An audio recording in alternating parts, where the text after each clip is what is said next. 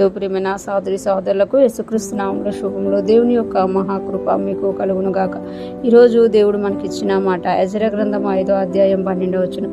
మా పితరులు ఆకాశమందలి దేవుని కోపం పుట్టించినందున ఆయన వారిని కల్దీయుడైన నెబుకద్నెజరును బబులోను రాజు చేతికి అప్పగించెను. అతడు ఈ మందిరమును నాశనము చేసి జనులను బబులోను దేశంలోనికి చెరపట్టుకొని పోయాను. ఈ మాటలు మనము యెజర గ్రంథంలో చూస్తున్నాం. ఈ మాటలు ఇక్కడ తెలియజేస్తున్నారు కదా. మా పితరులు ఆకాశమందలి దేవునికి కోపం పుట్టించినందున, ఎప్పుడైతే ఇశ్రాయేలు దేవునికి కోపం పుట్టించారో, దేవుడిచ్చిన ఆజ్ఞను వినలేదో, ఆ ఆజ్ఞకు విరోధంగా ప్రయాణం చేశారో దేవునికి వాళ్ళు కోపం పుట్టించారట. అందుకు దేవుడు ఏం చేశారు అని అంటే, ఆయన వారిని కల్దీయుడైన నెబుకద్నెజరును బబులోను రాజు చేతికి అప్పగించాను. ఎప్పుడైతే మనము తప్పు చేస్తూ ఉంటామో, కృపను ఆశ్రయించి కూడా ఇంకా దేవునికి విరోధంగా జీవిస్తూ ఉంటామో, దేవుడి యొక్క శిక్ష అనేది కూడా వస్తుంది అని ఇక్కడ తెలియజేస్తామట. ఆయన వారిని కల్దీయుడైన నెబుకద్నెజరు అను బబులోను రాజు చేతికి అప్పగించట. దేవుడే అప్పగించాడంట. అంటే దేవుడే ఇశ్రాయేల్ని తీసుకెళ్లి బబులోను రాజు చేతికి అప్పగించాడట. అతడు ఈ మందిరమును నాశనము చేసి, అంటే బబులోను రాజు ఇశ్రాయేలు ప్రజలను చెరలోనికి తీసుకెళ్ళడానికి ముందు ఆ మందిరాన్ని నాశనం చేసినట్టు చూడగలవనమాట. అతడు ఈ మందిరమును నాశనం చేసి జనులను బబులోను దేశంలోనికి చెరపట్టుకొని పోయింది.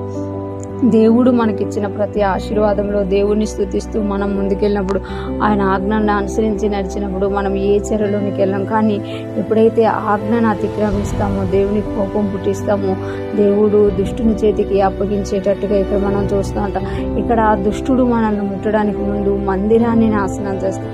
ఈ కొత్త నిబంధన భక్తులుగా మనమే దేవుని మందిరాలుగా ఉంటుండగా, మనల్ని ముందు మనలో ఉన్న ఆ ఆత్మ, ఆ హృదయాన్ని ముందు నాశనం చేస్తాడంట. అంటే ప్రార్థించలేకపోవడము, బైబిల్ చదవాలని బుద్ధి పుట్టకపోవడము, దేవుని స్తుతించాలన్న బుద్ధి పుట్టకపోవడము, దేవునికి విత్తనం విత్తకుండా, దేవుని రాజ్యంలో యాక్టివ్గా ఉండకుండా ముందు తప్పించి ఆ తర్వాత చెరలోనికి తీసుకెళ్తాడంట. అది నాశనం చేసి జనులను బబులోను దేశంలోనికి చెరపట్టుకొని పోయాను. ఇక్కడ మనం గమనించాల్సింది ఏంటి అని అంటే, మనము దేవునికి విరోధంగా ఎప్పుడైతే వెళ్ళిపోతామో, దేవుడు అప్పగించడానికి ముందే దుష్టుడు మనల్ని మనం ప్రార్థించకుండా, దేవుని వైపు తిరగకుండా మనల్ని ఆపుతాడు, మందిరమును నాశనం చేస్తాడు అనేది ఇక్కడ మనము చూస్తున్నామంట. ఈరోజు ఫ్రెష్ మనం వింటున్న ప్రతి ఒక్కరూ జ్ఞాపకం చేసుకోవాలి.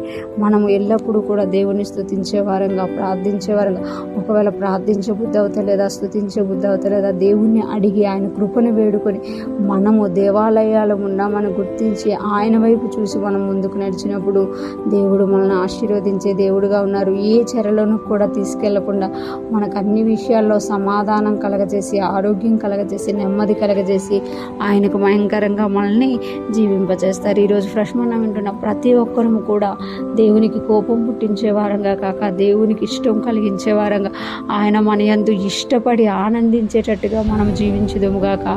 దేవాలయములుగా ఉన్న మనము, కృత నిబంధన భక్తులుగా మన హృదయం దేవునికి ఆలయమై ఉంటుండగా, ఆ ఆలయాల్లో మనము నిత్యము కూడా దేవునికి స్తుతి యాగములు చేస్తూ ఆయనకు మహిమకరముగా జీవించుదుముగాక.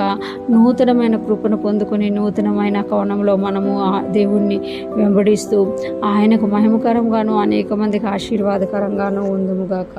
ఆమేన్.